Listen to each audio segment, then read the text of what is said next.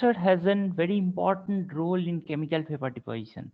It's not like actually physical vapor deposition or sputtering that you in sputtering what is your starting material that means one target. Okay, target is the starting material. So target will be the same material whatever you want to deposit. And whereas in physical vapor deposition that you are using of course the same material but in a different form, like it could be wire form or it could be small piece form, and that need to sublime or melt.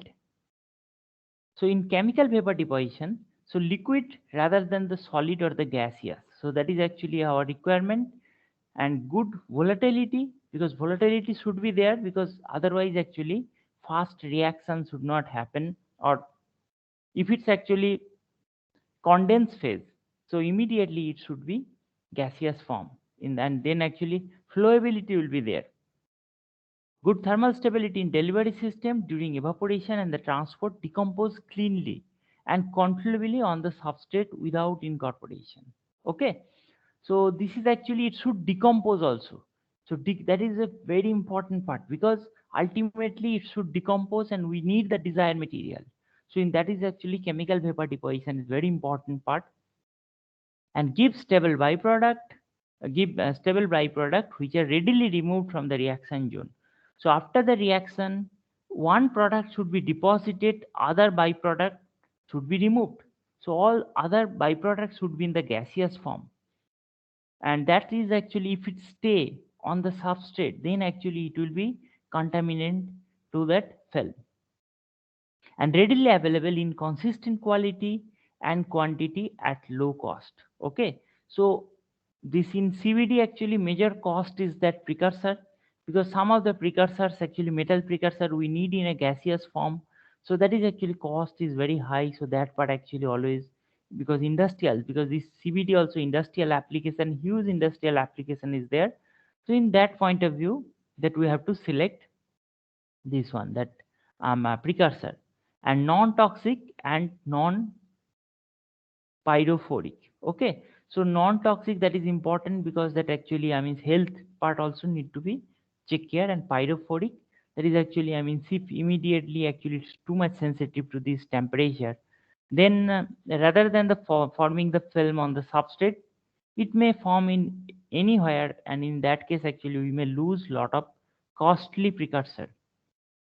And industrially, this is actually impossible to meet the all criteria, but maximum possible actually try to fill out industrially important precursors like hydrides, silicon hydride, then arsenic, this hydride, then alkyl. These are the different metal alkyd, then metal halide. So these are actually that important precursor is being used to deposit the respected material. And as I told already, volatility and the gas phase reactivity, that is a major part. Then metal organic or organometallic precursors are often used. So metal organic or so organometallic, this kind of precursor. So metal part should be there because we need the metal. So that metal part should be there. Volatility is enhanced by minimizing the intermolecular interaction, hydrogen bond, and dipole-dipole interaction. So these are that actually in chemistry. So on particular a chain molecule, that volatility how to increase by different mechanism. And the small molecule generally have a higher vapor pressure, and the organometallization and aggregation should be minimized. So this F substitution, like fluorine substitution material is used, and these are actually one example of the material that actually is used as a precursor material. And this actually in this slide you can see that there is a range of precursor. Sorry, not this one. Yeah,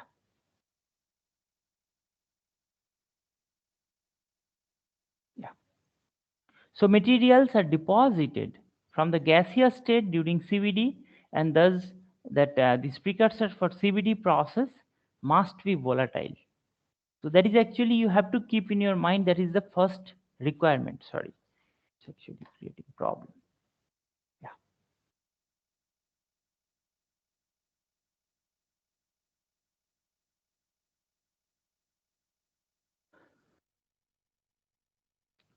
And then here you can see that actually these are that typical precursor material like halide, this titanium chloride, this tantalum chloride. These are actually metal chloride, then hydrides. These are range of hydrides. And now these organometallic compounds. What are the organometallic compounds? And metal alkyl.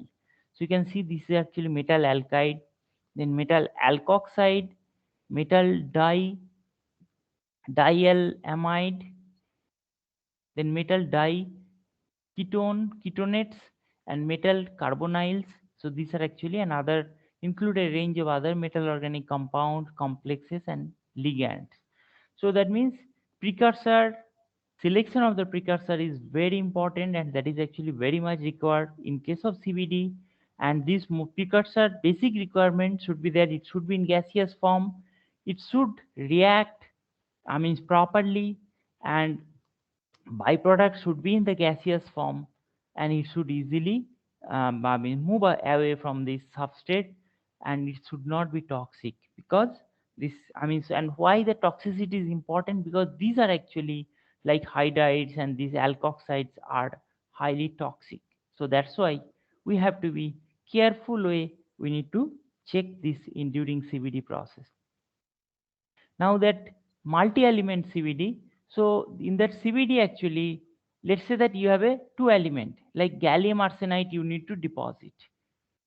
So in case of gallium arsenide you need to deposit, PVD physical vapor deposition is extremely challenging because you should have two different source with a proper stoichiometry, and there then gas will come and this vapor will come and then vapor will form gallium arsenide on top of substrate. So already we have seen that actually how we have to change that composition at the substrate source level, and then only that we can get the deposition on the substrate. So that's why actually for multi-component material, physical vapor deposition is not at all recommended. Whereas sputtering, easily you can do it. This gallium arsenide, this kind of material. But what about the chemical vapor deposition? So in chemical vapor deposition, you see that this is one gaseous product, this is another one gaseous product. And these two gaseous product, you need to purge to the chamber in a stoichiometric manner. Then only this gallium arsenide will form. So this is actually extremely challenging. So must have similar that absorption and decomposition properties and compatible that volatilities and stoichiometry difficulties. So stoichiometry difficulties is very important, and that is actually is very much required, and otherwise that you will not get the desired material. It may be actually something else it may give. So single precursor, single source precursor, that is another one approach. So people try to avoid the difficulty because that flow rate I need to check. So if you something wrong is there in the flow rate, then actually it will be a problem. Okay, and these two material has different actually volatility. So that is also another problem. But single source precursor, if you use, this is you can see in a gaseous molecule, I have attached this gallium and arsenic. But in this case, actually, preparing this kind of molecule is a big challenge because according to the stoichiometry, this molecule need to be designed. Okay, so sometimes actually cost factor it will be very high to develop this kind of material. And also that another one problem like single source precursor are often related to increased molecular weight, so low volatility and to decomposition behavior. So if you increase this kind of molecular weight, so easy decomposition may not happen sometimes. So this is you can see the reaction that how that on the substrate the decomposition is happening. So this particular gaseous form molecule will come to the substrate, and with the heating, substrate heating, because substrate will be very high temperature, so immediately it will decompose and it will form. This is that one solid product, rest all are gaseous product. So this will go. But sometimes the decomposition is not that easy because already we have made a complex molecule. So this is also another one challenge. So in single two individual precursor, their problem is that you have to like two different precursor should have actually compatible volatility and decomposition property, because these two will come to that substrate and it will decompose and this reaction will happen. Also the stoichiometry we need to maintain. So whatever the stoichiometry according to the reaction, if you know to the mole amount, similar we need to purge the gas in the chamber. So these two are actually very challenging job in this particular two individual precursor system. But in single source precursor, we have to design this kind of complex gaseous molecule. Okay, so these are the challenge in multi-component system. So yeah. So now that next stage is the nucleation. So in addition to be the thermodynamically favorable, the barrier to nucleation has to overcome. So nucleation, like in physical vapor deposition, sputtering, everywhere we saw the nucleation is that inevitable, then only that growth or the final film, we may get it.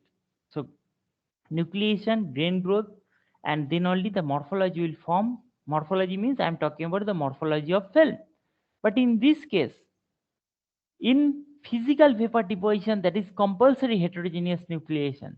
But in chemical vapor deposition, some of that homogeneous nucleation also may happen because nuclei are formed in vapor form before being deposited and do not incorporate it into the crystal structure of the film. So sometimes it may happen that reaction happen just close vicinity to the substrate in the air, and there actually this it will nucleate, and that nucleate final ready product will come and sit on the substrate. So that is also happen. So in that case homogeneous nucleation will happen, but heterogeneous, that is actually we know the substrate, whenever there is a substrate driven growth or film growth, of course it will be nothing but the heterogeneous nucleation. So nuclei are formed on the substrate and incorporate into the film structure more easily. So whatever the heterogeneous nucleation, that is actually will contribute to this film formation or the film growth. Now this gas transport, so there is a flow of the reactant through the CVD chamber, okay? And the goal is to deliver the gas uniformly to the substrate, okay? And that the flow need to be optimized for maximum deposition rate. So this is actually here another one important. Flow can be molecular flow or viscous flow, molecular flow or viscous flow, okay? And then we next slide we will see that what is that molecular flow and the viscous flow, and CVD takes place in that viscous regime. So in this case actually viscous flow should be there. In viscous flow again could be lamellar flow and then turbulent flow. We need lamellar flow, so that means we need the viscous flow, and then viscous flow also should be this lamellar flow. So let's have a look. This is a pipeline and this is the liquid flowing. So you can see that actually this in this is viscous flow, these two are viscous flow, and bottom one is the molecular flow. So in molecular flow you can see that number of atoms are actually very less, and this atom, this actually is heating, always there is a collision on that substrate. So atom atom collision, or you can say the particle particle collision, is less rather than atom surface wall collision or particle surface wall collision is more in case of molecular flow. Just recall in physical vapor deposition, when we understand the vacuum, so they are actually molecular flow and viscous flow we discussed. In lamellar flow, sorry, viscous flow, what will happen? This atom wall flow will be less and atom atom collision will be more. So atom wall collision will be less and atom atom collision will be more. And you can see this is the viscous flow. In this case this is called the turbulent flow. So in turbulent flow you can see that actually flow is not a following a straight line, so it's actually kind zigzag path it's following. But in viscous flow you can see that there is a in a line actually it's for flowing. So in particular CVD we need actually this kind of flow. So lamellar flow, and it should be so viscous flow and in the laminar manner. So it's like that. So that is actually in the previous slide, it's discussed. Okay. Now this boundary layer. So boundary layer, this while most flow in the chamber is lamellar, viscous flow near the substrate surface, that this velocity of the gas has to be zero. So on the substrates near the substrate surface, so it will be, the velocity will be zero, and this create a stagnant layer above the substrate. Thickness of the layer depends on the chamber condition, and the gas will move through layer by layer diffusion. So what will happen? What is saying? In actually chamber, in a chamber, substrate will be horizontal, and on top of substrate there is actually, on top of the substrate there actually velocity will be zero and gas velocity, and there some stagnant layer formation will be there, and always gas will diffuse to come to the substrate. Now the film deposition. So film deposition, we can see what is happening here in a simplified model. As the gas flow over the substrate, the film growth is determined by this adsorption and the reaction rate. So surface adsorption should be there first, and then that reaction rate. So however, it is readily the deposition rate is affected by, so distance from the gas inlet. So wherever the gas inlet, and from there what is the substrate distance, then the specifics of this reaction. So what are the reaction type? So that is very important. That will decide that actually the deposition rate and the radial variance. So actually this radial variance means actually like gas actually will flow in a radial tube, and there actually this it will come to this substrate.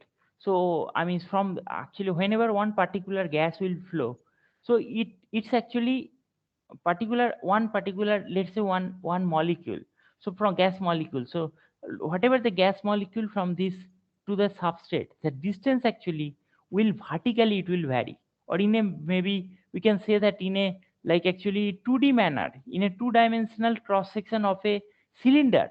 So in that manner actually, in that how the distribution of this length, so that is actually radial variance. So gas will flow accordingly, and it will come to the substrate. So that is actually radial variance. And thickness, to improve this film uniformity, like tilt substrate into the flow. So that is actually sometimes some tilting can be done. Increase T along with this substrate. So substrate temperature can be increased. Single wafer processing also can be done. So one particular wafer, and in that wafer will deposit rather than several wafer if you put it. So then the deposition rate. So deposition rate, you can see the J1 and J2. So what is the J1? That is actually that adsorption on the surface, and J2 is the reaction. So as I told in the previous case, that adsorption and the reaction rate. So these two are actually very important. So here J1, we can see that J1 equal to J2. So J1 is Hg C, capital C G minus capital C S. So what is this one? Hg is that gas phase mass transport coefficient. So is actually that how is that flow is there and it's coming to the substrate. Cg and Cs. Cg is the concentration on the surface, and Cg is the gas concentration, Cs is the concentration on the surface. So this is actually J1 we can see, then J2, Ks, Cs. So J2 actually is that reaction flux.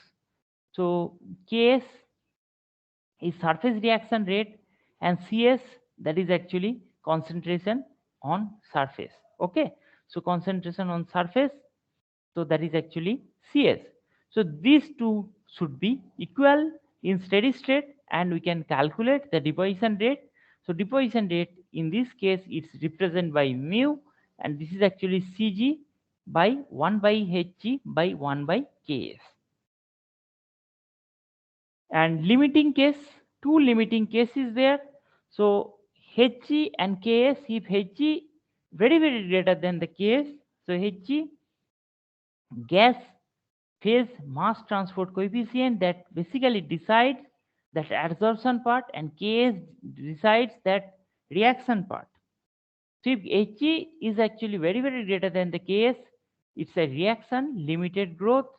and Ks very greater than this Hg, it will be transport limited growth. So then actually this reaction limited growth, so growth controlled by the process on the substrate, adsorption, decomposition, that is very important, decomposition has to be there, surface migration, chemical reaction, then desorption of the byproduct. And Ks is highly temperature dependent, so increases with temperature and common limits at lower temperature, and often this actually preferred slow but epitaxial growth. So that is also can be done in chemical vapor deposition, and temperature and reactant choice are important. So what are the reactant and what are the temperature particular we select for this chemical vapor deposition. Now that mass transport limited growth, so growth is controlled by this transfer to the substrate, and Hg is not vary with temperature, so it's not depends on the temperature, and common limit as high temperature and non-uniform film growth in this case. So Hg mass transport limited growth, and then gas dynamics and the reaction design are important. Now this coating characteristics like CVD coatings are typically fine grained and impermeabilis and high purity. So these are actually is some of the important property. And impervious. So impervious, that is actually a hard coating application. This is very much important. And CVD coating are usually only a few micron thick and are generally deposited at fairly slow rate, and usually of order of few hundred micron per hour. Okay, it's a slow process, but you can make a very hard coating by this chemical vapor deposition. So with these things, I just finish this chemical vapor deposition. Next class, I'll talk about atomic layer deposition. So if you have any questions, you can ask. And today actually all this previous slide as well as this one, that recorded video, I'll upload it. And today or tomorrow I think is the deadline for your mini project. So please submit who has not done. And if you face the difficulties, please let me know so that we can have a discussion about your difficulties in the mini project. So if anything you want to ask, you can please ask the question.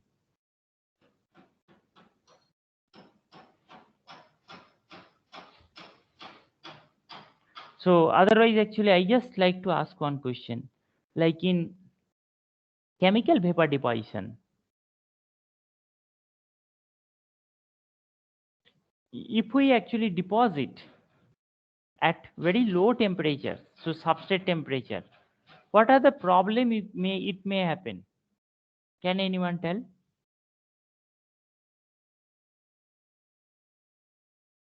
At low substrate temperature, what are the problem may happen? Anyone? Anyone? Less kinetics. No, ultimately what will happen? Low substrate temperature, what will happen? Less kinetics, that is okay. Less kinetics, that is actually fine. So next stage, what will happen if it less kinetics? Think about. Because you have a very costly precursor. So what will happen that actually unreacted precursor will go out? Because your yield will be less. So every reaction should have some temperature. So that is one part. Second, that in PVD, in chemical vapor deposition, high substrate temperature is actually sometimes improving the quality of the film. So in film quality also, you may lose. So 2A. So if reaction does not happen properly, unreacted costly precursor will go out through that this exit and outlet. And second, that during the deposition, actually why we are going for a high temperature deposition, because we need very strong and robust coating. So that purpose also may not fulfill. Now another question. This do you think that any role of the substrate is here?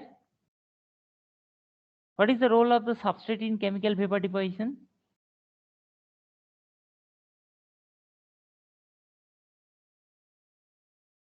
Any role is there, substrate? Anyone? It should be reactive or inert in with regard to the film deposition. Yeah, actually that substrate is very important. Like actually last class I think I gave example. Till now I didn't upload that PPT. Like in case of if you want to make a graphene, like actually graphene deposition or CNT deposition, you should have nickel substrate. So substrate, choice of the substrate is very important because substrate is helping to growth and to mimic the pattern. So if deposition is mimicking the substrate, what is the exact terminology? What is the growth terminology we called? What kind of growth? Some terminology is there. Can you tell? If growth mimic the substrate crystal structure or film deposition mimic the substrate structure, what is called? What kind of growth? Anyone? Pooja, what is the terminology? Epitaxy. Correct. So it's called epitaxial growth. Okay. So in order to have epitaxial growth, substrate is very important. If you choose wrong substrate, you may not get whatever you are looking for. Okay. Okay then. With here, I would like to stop here. Thank you. And today I'll put it all the video. I mean PPT also. Thank you. Thank you, sir.